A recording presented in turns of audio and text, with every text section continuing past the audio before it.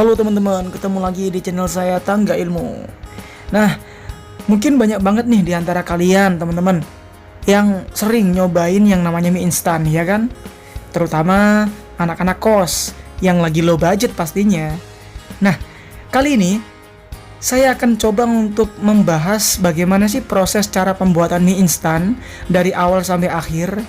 Jadi kita nggak cuman nyobain aja nih sob, kita akan tahu bagaimana sih cara pembuatannya juga. Nah, penasaran kan bagaimana sih cara pembuatannya? Yuk saksikan dan jangan di skip ya. Mie yang kenyal dan gurih ini dibuat dari tepung terigu sebagai bahan utamanya. Bahan-bahan lain juga ditambahkan seperti air, garam, dan minyak goreng. Ternyata meski terlihat mudah, pembuatan mie instan secara massal juga ada tahapan yang cukup rumit. Proses pembuatannya terdiri dari 6 tahap loh. Meskipun setiap tahap dikerjakan oleh mesin, namun manusia perlu mengawasi kinerja dan mutu setiap kemasan mie yang dihasilkan. Penasaran kan? Yuk intip bagaimana sih mie instan dibuat di pabrik. Yang pertama adalah proses mixing. Dalam proses mixing ini dilakukan pencampuran semua bahan yang telah digunakan. Tahap pencampuran ini bertujuan agar tepung dan air tercampur merata. Untuk mendapatkan adonan yang baik, kadar airnya harus berkisar antara 32-34%. Nah, setelah proses mixing, barulah pembentukan mie atau roll press. Roll press adalah mesin produksi yang terdiri dari 3 buah unit, yaitu unit pressing atau penggilingan, sliter, dan unit wave conveyor. Unit pressing berfungsi membentuk lembaran adonan mie instan sampai ketebalan tertentu.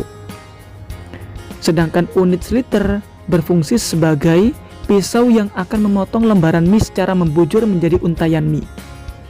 Unit wave conveyor akan membentuk untayan mie menjadi bergelombang atau berkeriting. Untayan mie tersebut kemudian masuk ke dalam steam box untuk proses lebih lanjut. Nah, lanjut ke tahap berikutnya teman-teman, yaitu pematangan mie atau steaming. Steaming adalah proses pematangan mie dengan teknik steam basah atau disebut pengukusan. Nah, pada proses ini mie mengalami perubahan fisik nih, menjadi keras dan lebih kuat. Lalu kita masuk ke penggorengan atau frying. Pada tahap frying ini, untayan panjang mie akan dipotong dan didistribusikan ke dalam cetakan. Kemudian mie digoreng pada suhu 140-150 derajat Celcius selama 60-120 detik. Tahap ini bertujuan agar dehidrasi atau proses pengurangan kadar air mie menjadi sempurna sekitar 3-5%. Suhu minyak yang tinggi membuat air menguap dengan cepat dan menghasilkan pori-pori halus di permukaan mie. Setelah semua itu, barulah kita mulai proses pendinginan atau cooling box. Mie hasil penggorengan kemudian didinginkan di dalam lorong pendinginan atau cooling box yang telah dilengkapi oleh kipas. Mie lalu ditiriskan dengan suhu 40 derajat Celcius dengan menggunakan fan atau kipas yang berputar sangat cepat di atas ban berjalan. Proses tersebut bertujuan agar minyak memadat dan menempel pada mie, serta membuat mie menjadi keras. Nah, pendinginan harus dilakukan dengan sempurna karena jika uap berkondensasi akan menyebabkan tumbuhnya jamur. Pengeringan juga dapat dilakukan dengan menggunakan oven bersuhu 60 derajat Celcius.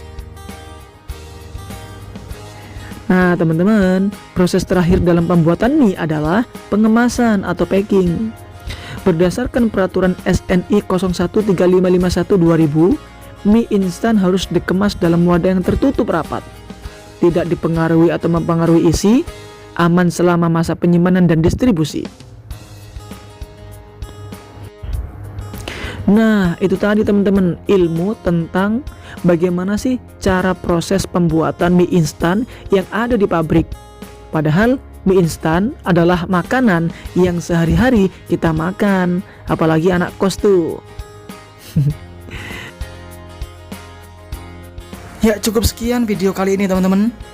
Tonton terus video-video berikutnya dan jangan lupa subscribe, like, dan komen ya, serta share ke teman-teman kalian agar ilmu ini bisa bermanfaat dan berbarokah.